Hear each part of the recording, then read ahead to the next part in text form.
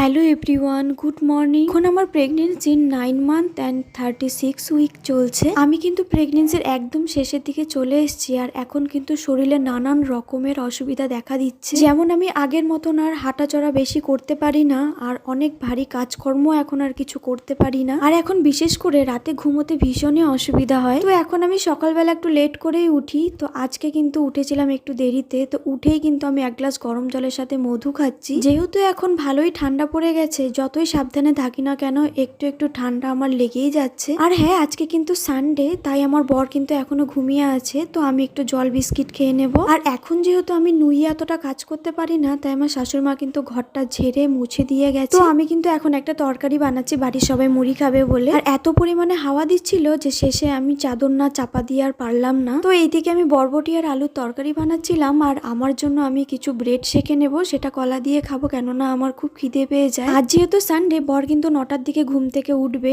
আর ততক্ষণে ব্রেকফাস্ট করতে করতে অনেকটাই লেট হয়ে যাবে, তাই আমি একটু হালকা ফুলকা ব্রেকফাস্ট করে নিচ্ছি, কেননা আমাকে ওষুধও খেতে হবে। তো চলো, ব্রেকফাস্ট করতে করতে ভিডিওটি এখানেই এন্ড করছি। দেখা হচ্ছে তোমাদের সাথে নেক্সট পার্টে। এখনকার মতো টাটা।